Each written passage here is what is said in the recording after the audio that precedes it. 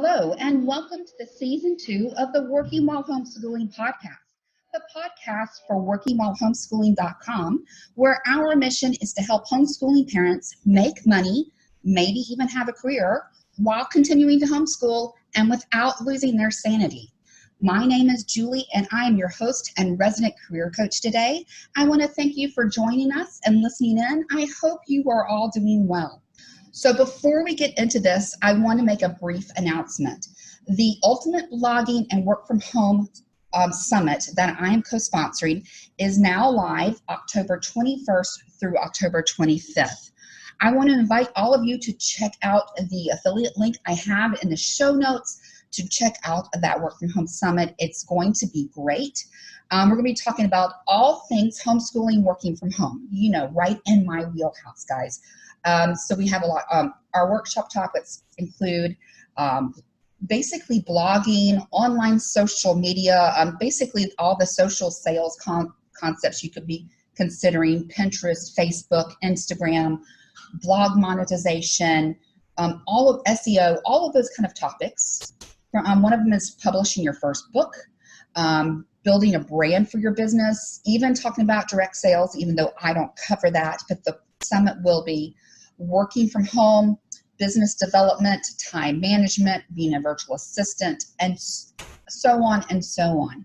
It's going to be a really interesting concept, and if you're listening to this podcast, I can promise you're going to want to listen to this summit. I am so excited about everything we're going to be covering.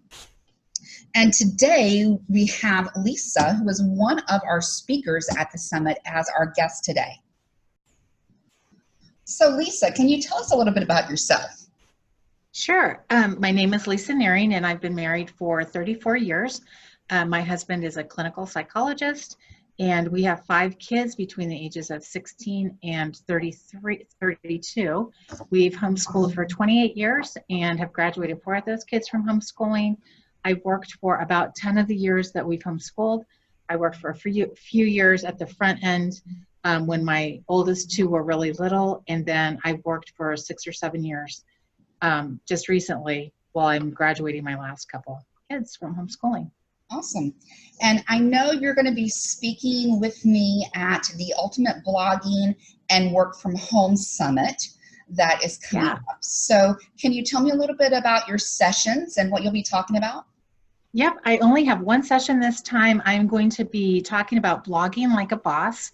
I have been blogging since 2008. I had a homeschool mommy blog called Golden Grasses, and it was just kind of like an online journal of our homeschooling life and what it was like to homeschool kids from preschool through high school, going into college.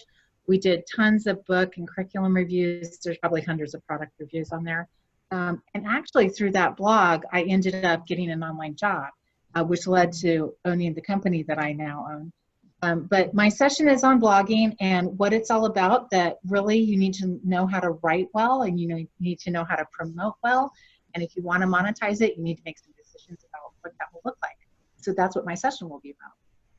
All right, so blogging like a boss, I know that's actually going to be a really popular concept with a lot of my listeners, because us homeschoolers, honestly, my running joke is the only jobs people think you can have if you homeschool is blog or do a direct sales. So, and I was like, well, I like to write, but how did you turn your blog into actual business where you were generating income?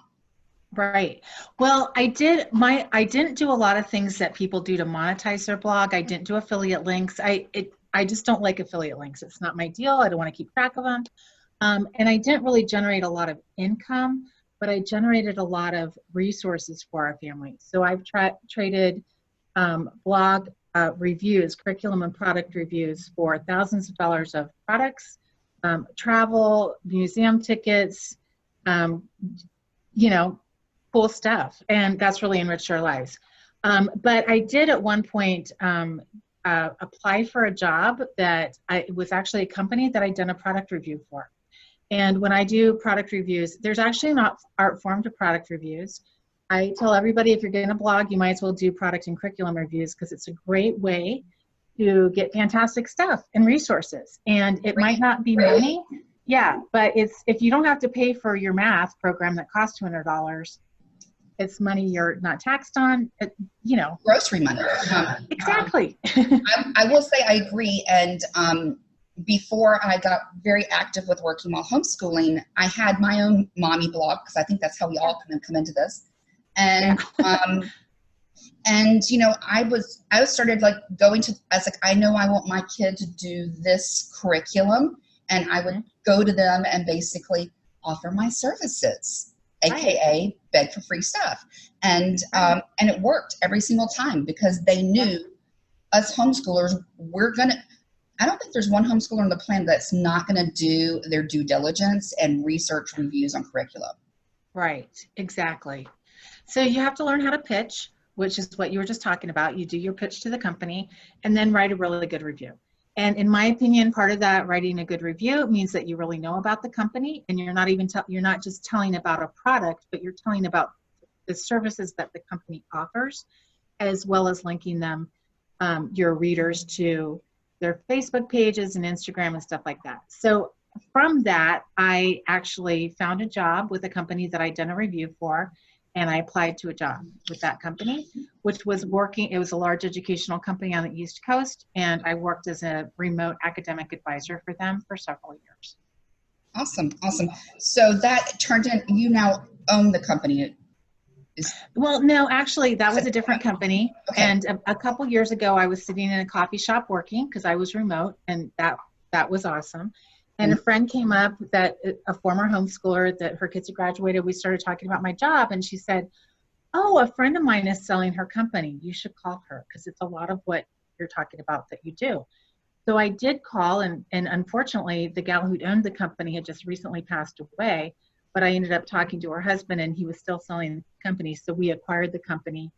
She'd been sick for a couple of years, and it was really, it had really kind of fallen apart and so we renamed and rebranded it.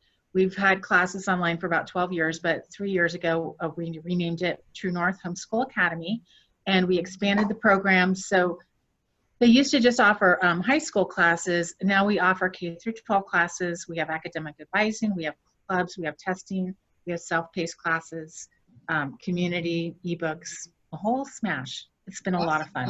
Awesome. Awesome. Okay, so for any working homeschooling parents out there, you know that I'm a massive fan of online classes.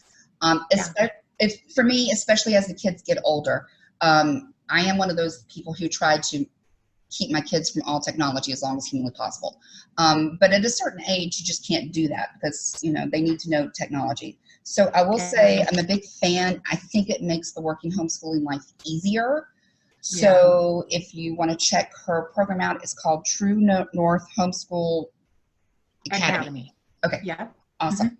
Awesome. Yeah. So you've been doing academic advising with them. So tell us what an academic advisor does, or academic advising is what you got you into that. So talk to me about academic advising.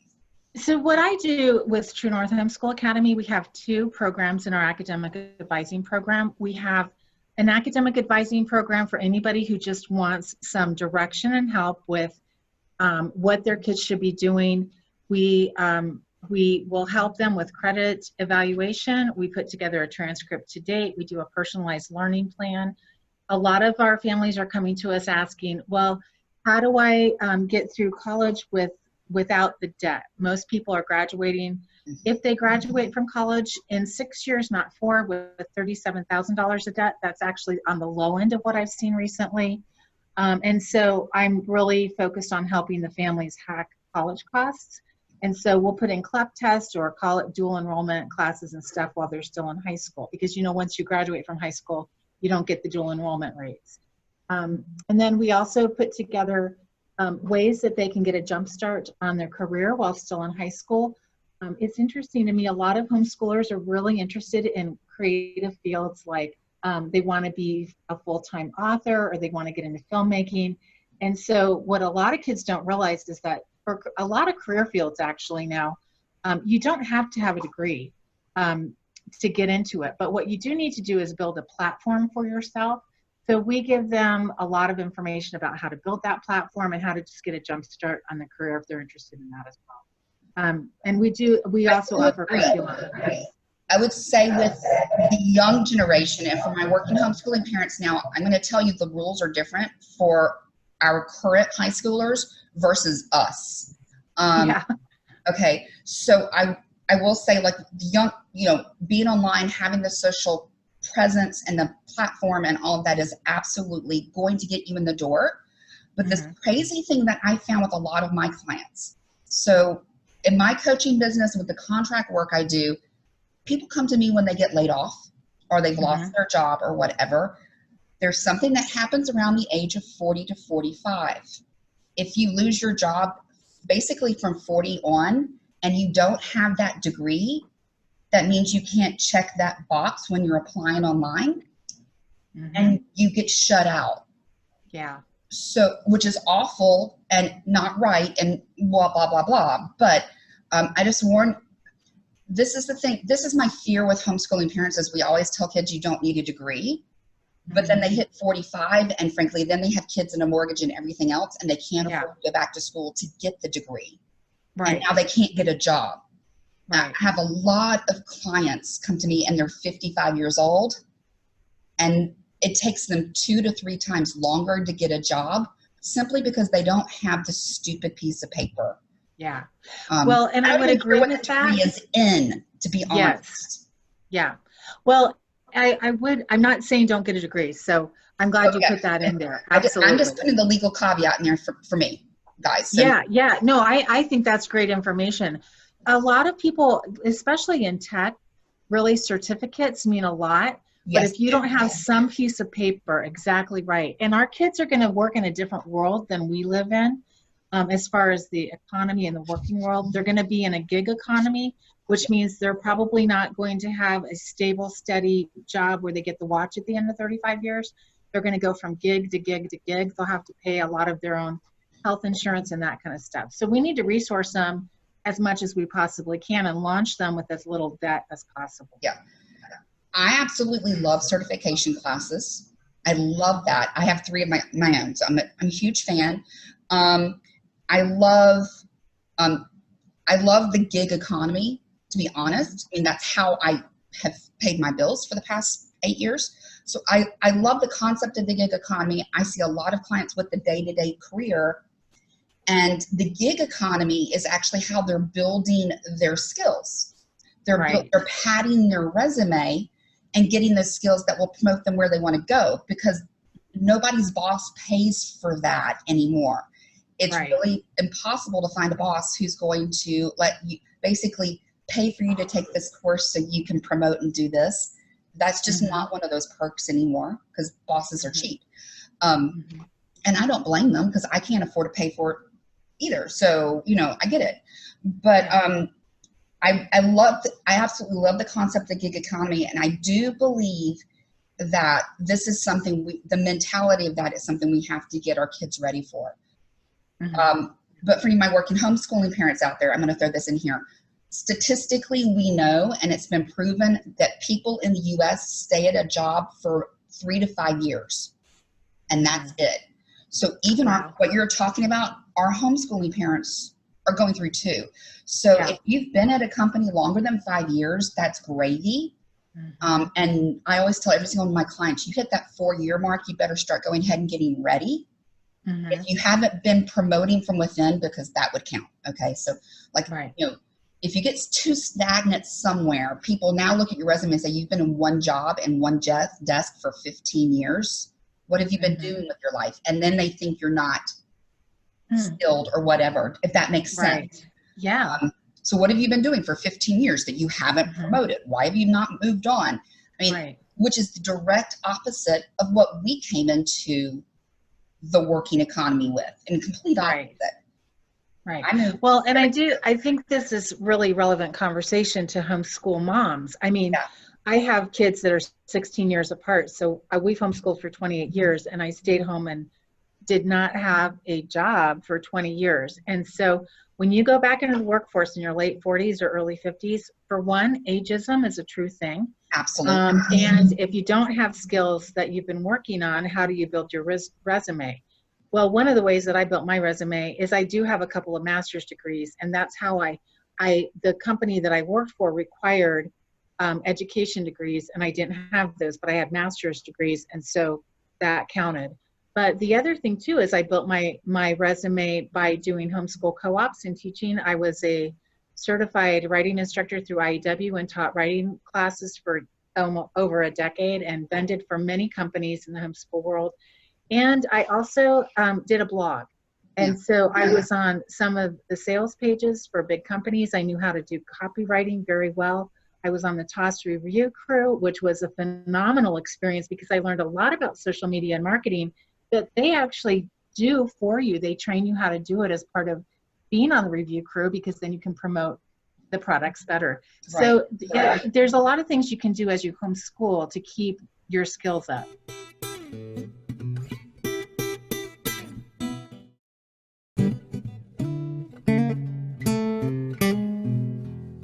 And homeschool moms, I just want to point out, do you notice in that list, almost none of that was stuff that she was paid for? So that's kind of, honestly, that's just the stereotypical homeschool mom things we do. And then you took all of that experience, non-paid, AKA volunteer experience, and turned it into quote unquote work experience for a resume. And you start talking about it, not in volunteer land and like, this is just what a homeschool mom does, but this is how I built that skill, AKA when you start interviewing. So it doesn't matter whether or not you got paid for the work. But absolutely what you're talking about is the same journey I definitely recommend to any of our homeschool moms. So even if you are in the blessed position where you don't quote unquote have to work right now, know that at any moment in time that could change. And I've seen that happen to far too many of our homeschool moms. Something happens to the spouse, the working spouse, or, you know, honestly, I've had some homeschool moms come to me and they're like, okay, all my kids are out of school, or I only have 2 years left before they're done. And then I'm going to need to go, I should go back to work. I need help pay for 4 kids in college or whatever it is. So, so what do you want to do? So homeschool moms, you know, and I'll tell you, before I even started homeschooling, when I was overseas having babies and I really couldn't work because I had a newborn at home, that's when I actually went back and got my certifications. So when the babies went to sleep, I started my classes and I did my homework and I did that. So I hate to throw one more thing on your plate, homeschool moms, but I think you have to start thinking far ahead and kind of think, you know, what is the most possible negative outcome and how can I preclude that? And when I watched one of the spouses from my husband's job, well, her spouse died unexpectedly in a car accident and she was at home with 3 kids under the age of 4. And now she had to figure out how to support them. That was kind of a wake-up call to me that, you know, something random could happen at any point in time. And, you know, I have kids now. I have to support them. And so even just kind of building those skills, kind of filling in the gaps is extremely useful. And it can be free stuff that you don't get paid for as well. I will say too, though, you know, be genuine. When I really try not to review products I don't like or I know that won't fit with my personal pedagogy, because it really stinks to have to write a review that I really didn't like this or whatever. And if you know it's not going to fit with your style or your kids, just try not to do it, because it's, or if you do write a review, make sure that you say, this wasn't really appropriate for us, and list some very objective reasons, but it would work great for this reason or these kids or whatever. And try to really put a positive spin on it. And I would say too, I've had some great travel experiences from vending with companies. That's been a lot of fun. So even though, again, I didn't like maybe earn traditional pay out of it, like, you know, dollars, going on vacations to the East Coast when we live in South Dakota has been, you know, worth it. So there's perks involved. Absolutely. And I would say, yes, my little homeschool mom blog was, frankly, all I got was perks out of it. I homeschool, I I helped promote the HEAV, the Virginia Homeschool Convention, every year. Wow. Because when I was on their blog team, and then the last year I did it, I helped organize their blog team. I got to go to the convention for free. Yeah. And That's an awesome convention. Anybody who lives around Virginia, anywhere near Virginia, you go. And when I lived in Pennsylvania, I drove the 6 hours back down to Virginia. Yeah, it's amazing. It's one of the biggest and best by far. But so like I got to go for free, which means that was X amount of dollars that I could spend on more curriculum. Right. And I would go through that's how I chose the people I would promote, because the thing about reviewing for product is, for me, you can review a lot of product and then you have this mountain of stuff that you've looked at once in order to write a review, and you're not going to really use in life. So it's clutter. Mm-hmm. And since I move so often, I'm really anti-clutter. Yeah. But also, there's so much product out there and so many people that want reviews that at some point you have to just start saying no, because you can't do it all. Mm-hmm. And that's where I got to, as a working homeschooling parent who just had this mommy blog on the side that I had never, frankly, gotten around to monetizing. I was like, I can't do that. There's absolutely no hours in the day, so I can only promote the stuff I'm actually going to spend time using in the next year. Yes. Because I can't promote high school stuff when my kids are preschoolers, first of all. Yeah. Because what do I know about that? But also, if my kids are, like, I made a rule that if it's very, very heavy, obviously for boys, I don't promote it, because I only have girls. Mm-hmm. Yeah. Right. So at some point, I think you have to almost create parameters for yourself, because otherwise you'll go insane. Right. Well, I mean, you're not going to be able to promote everything well. And I do think if you're going to do product and curriculum reviews, you really need to think of yourself as an influencer, because you're influencing someone's probably thoughts about that curriculum or product. So yeah. And it comes down to branding. Like when my homeschool blog, basically I started talking about girl stuff all the time, because that's what I have. And then a random boy thing shows up. Well, it's not going to be attractive to my current audience, because that's not who I'm targeting. Exactly. Yeah. Yep. So I love, like, we were talking earlier, when you were talking about how to blog like a boss, you mentioned something about like using your blog to kind of tell your story. Can you explain that a little more? Because I just love that phrase. Yeah. I do think that when we're part of the reason, if we look at the people that we follow, I'm not really a big Instagram girl, although we have Instagram for True North Homeschool Academy, but there's only one person I follow on Instagram.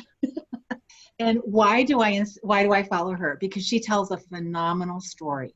And I think if we think about that with our blogs, that we're telling a story. I mean, one of the purposes of my blog was to show that, we've homeschooled for a long time. We got some flack from people about homeschooling. We had a large family. We got some flack for that. I have master's degrees. I stayed home. I got some flack for that. And part of the story I was telling with my blog was that you can be committed Christians and you can have a large family and you can live kind of on this narrower path and have this enriched, beautiful life. And that was the story I was telling with my blog, is that there are good, true, and beautiful things, but they take some sacrifice and cost. And if you choose one thing, you don't get everything else. So, think about the story that you're telling with your blog. I mean, obviously the story that you tell with your blog is radically different than mine. I have 3 girls and 2 boys. We have kids for 16 years apart. I mean, we had babies, toddlers, elementary age kids, high schoolers, and one going to college in the house at the same time. So my story is a little bit different than other people. But people are curious about each other's stories. And, if you can tell a good story, you're going to have people follow you. And I think that's really important to think about when we write. And the craft of writing well is important. I think as blogging has become more popular, I mean, I started blogging in 2008. I thought everybody was already blogging then. Now I'm realizing, like, wow, I'm a dinosaur. You know what I mean? Yeah. But I think as more people blog and realize that there's money to be made with it, sometimes the quality of writing goes down. And we need to really think about what's compelling when we read something. It really has to do with style and form. So really work on developing how well you can write and your style of writing. And I mean, I'm a writing teacher, so I kind of, hit that in life. Like everybody should write well. Absolutely. We definitely geek out on that. And I wanted to mention before we go, guys, that Lisa also has a podcast. So if you're listening to our podcast, here's another one for you to listen to. It's called Soft Skills 101. Yes. Life skills for a digital age. Yep. Awesome. Awesome. Yeah. And what do you specifically cover in your podcast? So soft skills are a little bit different than hard skills. Not everybody's familiar with that term. Hard skills are easily definable and measurable. So I can program a computer, I know German, I can play the guitar. Not that I can do all those things, but that's an example. Those are examples of testable, almost. It's testable, right. And soft skills are what we used to call professional or personality traits, also known as power skills in the business world. But they're things like communication skills, creativity, critical thinking, flexibility and adaptability, time and distraction management, integrity, leadership. I'm trying to think what I've left out. I'm sure I've left out a couple, but you can create a long list. How to Win Friends and Influence People and Stephen Covey's book, The 7 Habits of Highly Effective People, both cover soft skills phenomenally well. My husband is a clinical psychologist. I have a marriage and family therapy degree. And so a lot of times people go to therapy because their soft skills are lacking. They don't know how to communicate with their irritating spouse, or their kids are driving them crazy. And so soft skills are kind of where we live a little bit. And it also, in my opinion, as we enter this new world of work, as we enter this new fourth industrial revolution that our kids will live in coming up, really it's that robotics and AI are going to take a more center stage.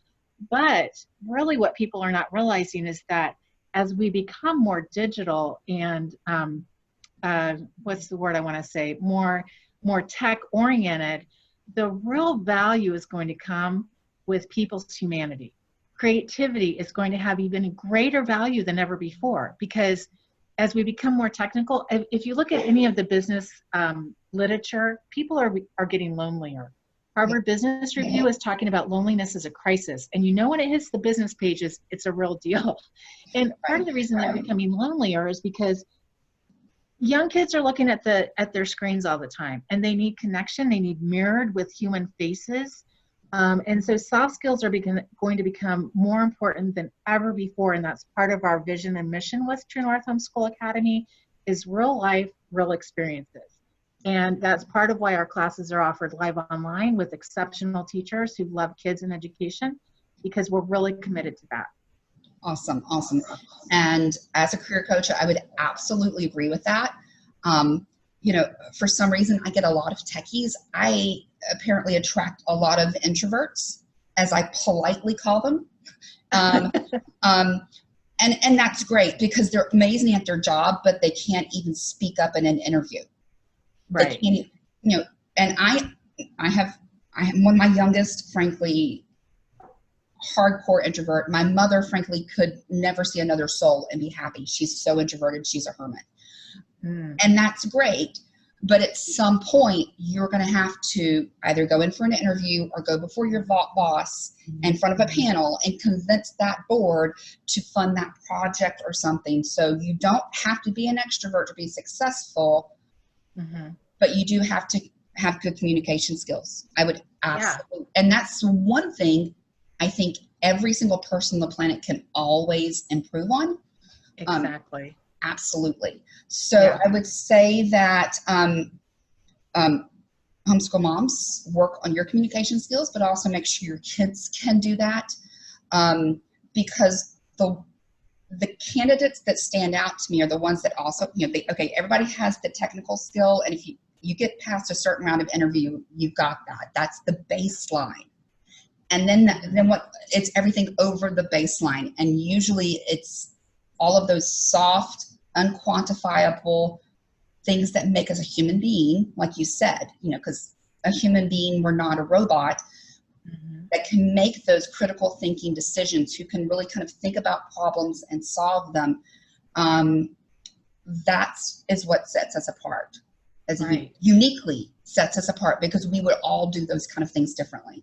So I absolutely agree with that. That's very, very important. So this has been awesome. So guys, check out Lisa's class and the Homeschool Summit, and the summit is called the Ultimate Blogging and Work from Home Summit. And also her class is called How to Blog Like a Boss. Check out her podcast, Soft Skills 101. And then you can also check out True North Homeschool Academy if you're looking for online homeschool classes to help you while you're working while homeschooling. Yeah, exactly. Thanks for having me, Julie. It's been delightful. Thank you so much. Now, as we wrap up our episode today, I want to thank you all for listening in. There are a ton of great podcasts out there, but you chose to spend your time here with me, so thank you. Please be sure to check out the show notes for the links to my site, workingwhilehomeschooling.com. You can also get the link to the summit, the Ultimate Blogging Work from Home Summit, in the show notes. And of course, all of the great ways you can reach out to me online. I do appreciate our listener supporters. So if you've enjoyed today's podcast, you too can support us with a very small monthly donation if you like. That helps us continue with great content and interviews like you've heard here today. And be sure to check out the show notes for the link for that as well. I appreciate your online reviews, all of you that have subscribed to our podcast, and thank you to all of you who share this with your homeschooling friends. If you know someone that you think would be a great guest of our podcast, please let me know, and you can reach me at julie@workingwhilehomeschooling.com. Again, thank you for listening today. Thank you to Lisa for being our guest and talking about her experience as an academic advisor and with her online school academy. And make sure you join us in our Facebook group for a continuing conversation on today's topic and beyond. I look forward to seeing each of you soon at our next podcast for Working While Homeschooling.